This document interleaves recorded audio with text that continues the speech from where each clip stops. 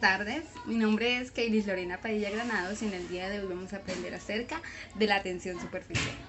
La tensión superficial la definimos inicialmente como el fenómeno en el cual la superficie libre de los líquidos se comporta como una película fina y delgada. Los líquidos también presentan resistencia a aumentar su superficie. En este sentido, la superficie libre de los líquidos se comporta como una membrana elástica y sometida a tensión. Pero, ¿por qué ocurre esto? Vamos a verlo. Con esta imagen nos podemos guiar un poquito más acerca de la tensión superficial. Entonces, lo que ocurre es que las fuerzas que afectan cada molécula son diferentes en el interior del líquido y en la superficie. Es decir, en el interior del líquido la molécula está rodeada de otras moléculas en todas las direcciones, experimentando fuerzas de cohesión. De esta manera, la fuerza neta sería nula y su energía, adivinen, sería bastante baja. Mientras que una molécula en la superficie solo está rodeada parcialmente de otras moléculas del líquido, provocando una fuerza de cohesión neta hacia adentro del líquido y exactamente su energía sería más alta. Bien, para continuar con la ejemplificación de este fenómeno natural, traemos a colación este ejemplo.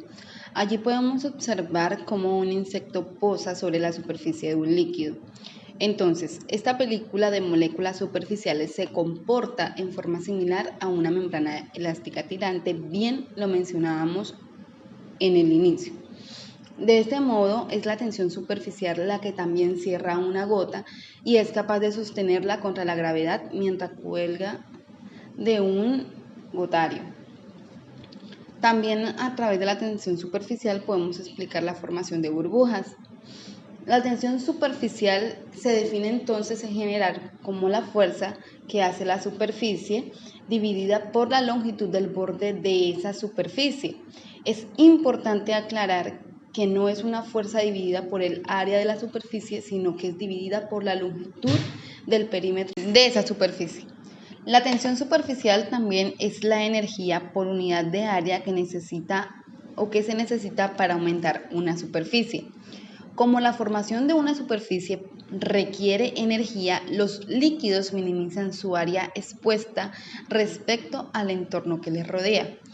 De ahí que la superficie de los lagos, los mares, entre otros efluentes, en calma sean planas y los líquidos al caer tienden a formar volúmenes esféricos como las gotas.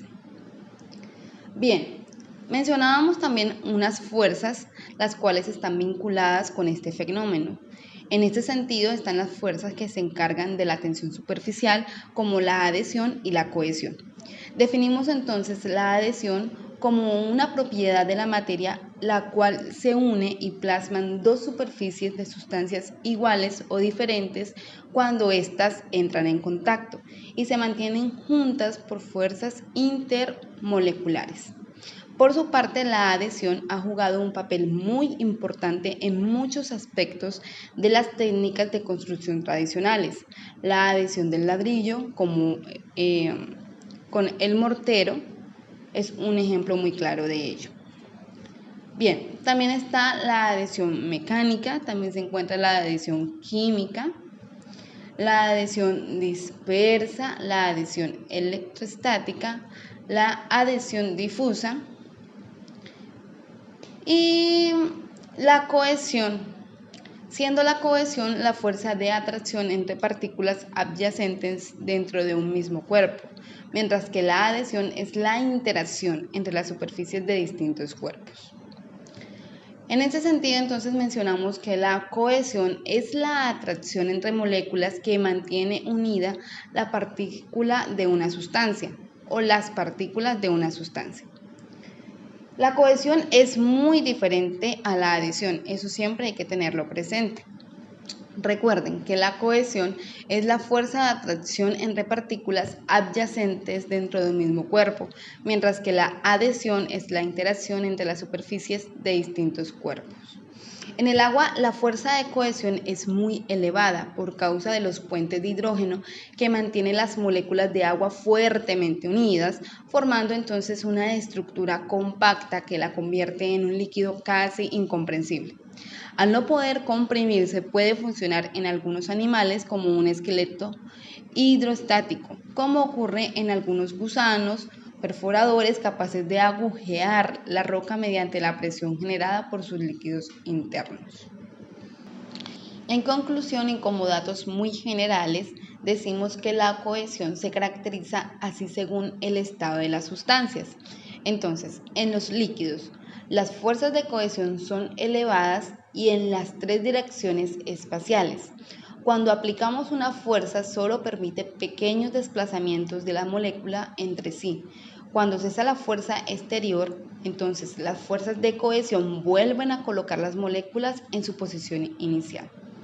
En cuanto a los líquidos, las fuerzas de cohesión son elevadas en dos direcciones espaciales y entre planos o capas de fluidos son muy débiles. Por otra parte, las fuerzas de adherencia con los sólidos son muy elevadas. Cuando aplicamos una fuerza tangencial al líquido, este rompe sus débiles enlaces entre capas y las capas del líquido deslizan unas con otras.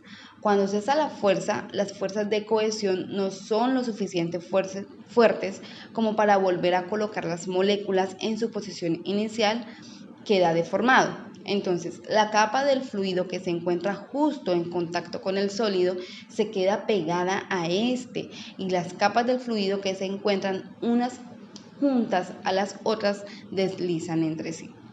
Finalmente, para el caso de los gases, las fuerzas de cohesión son despreciables. Las moléculas se encuentran en constante movimiento. Para este caso, las fuerzas de adherencia con los sólidos y los líquidos son importantes.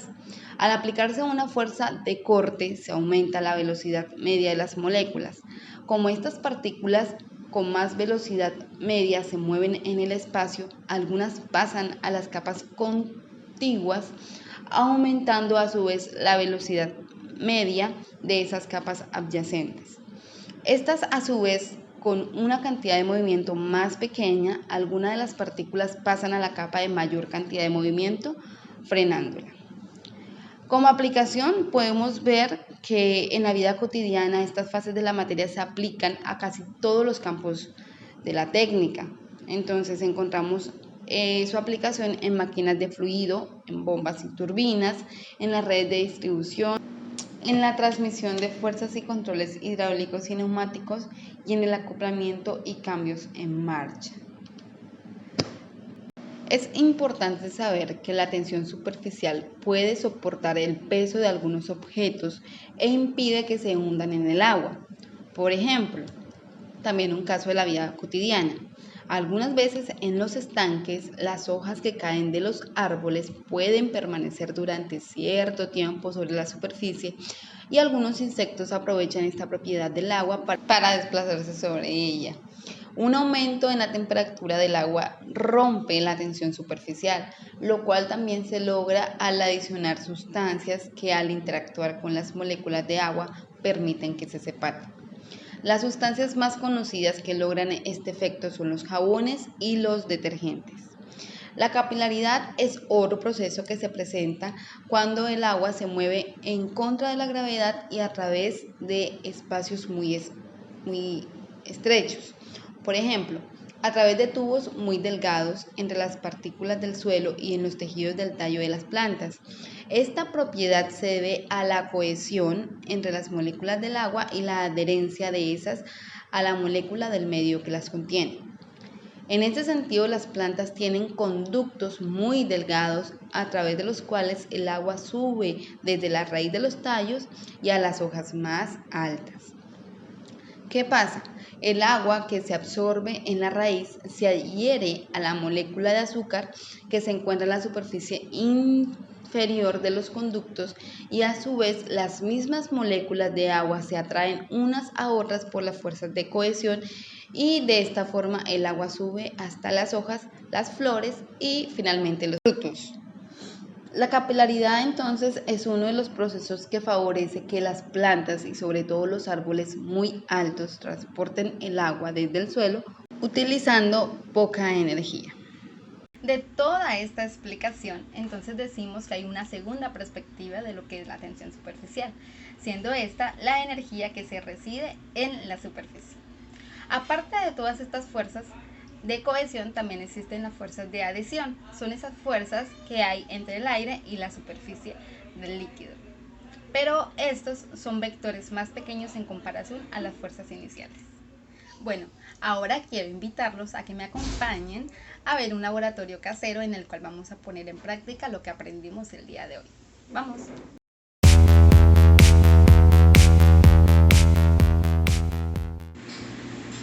Para este experimento vamos a necesitar un recipiente, agua, un pedacito de servilleta, una cuchilla y una aguja. Lo primero que vamos a hacer es vaciar nuestra agua en nuestro recipiente.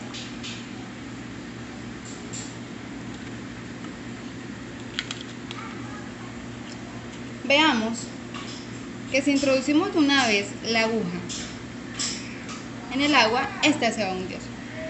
Y esto no es lo que queremos. Entonces, para ello vamos a hacer uso de un pedacito de servilleta.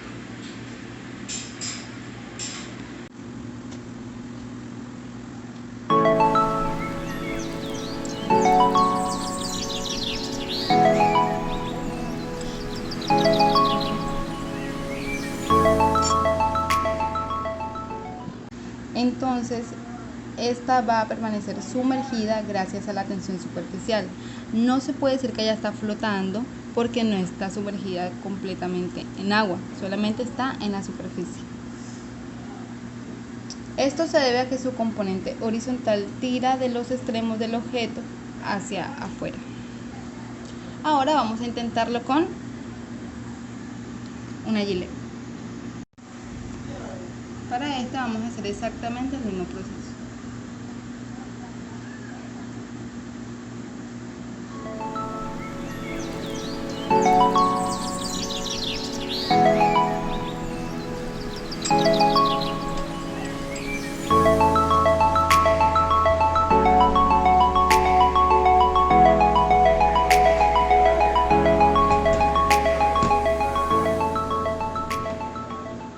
Listo, de esta manera damos por terminada una explicación práctica de cómo funciona la tensión superficial. Como condición deben tener consideración que los elementos que vayan a colocarse encima de la superficie del líquido deben ser de bajo peso para que esa membrana se mantenga y pueda ser vista. De lo contrario, si son elementos muy pesados, esa membrana se va a quebrar y los elementos van a ir al fondo del recipiente. Y para finalizar el tema de tensión superficial, mencionamos por último su fórmula matemática a través de la siguiente expresión. Y listo, de esta manera entonces damos por terminada la temática. Espero que les haya gustado. Hasta luego. Pero no, todavía no te vayas. Te invito para que ahora me acompañes a ver un breve video, el cual muestra de manera palpable, con ejemplos de la naturaleza, cómo funciona la tensión superficial como mecanismo de alimento, como mecanismo de defensa y otros mecanismos para los animales. Vengan, vamos a verlo. Zapatero de agua. Este insecto, conocido popularmente como zapatero, es una especie de hemíptero de la familia Guerridae, muy común en la superficie de las aguas dulces de Europa. Llama la atención por su habilidad para flotar y caminar sobre el agua. Esto es debido a los pelos que poseen 4 de sus 6 pares de patas. Estos pares poseen una almohadilla apical formada por pelos hidrófobos que repelen el agua, que consiguen formar una minúscula bolsa de aire sobre la superficie, lo que lo mantiene en flotación constante. Encuentran a sus presas detectando las ondas que producen estas en el agua. Entonces aferra a la víctima con sus 2 patas anteriores, o sea las más cortas, le clava su agudo aparato bucal y absorbe todos sus líquidos. Un tanto tenebroso, ¿eh?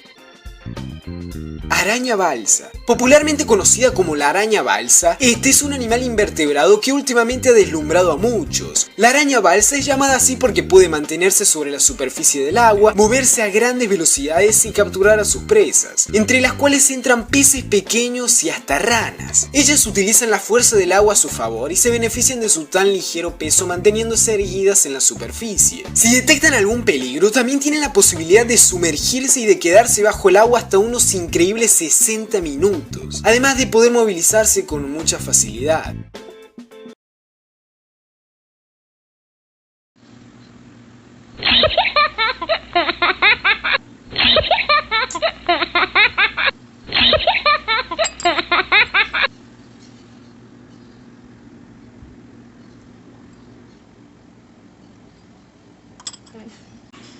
que si introducimos una vez la aguja en el agua, esta se va a hundir. Y esto no es lo que queremos. Entonces, para ello vamos a hacer uso de un pedacito de servilleta.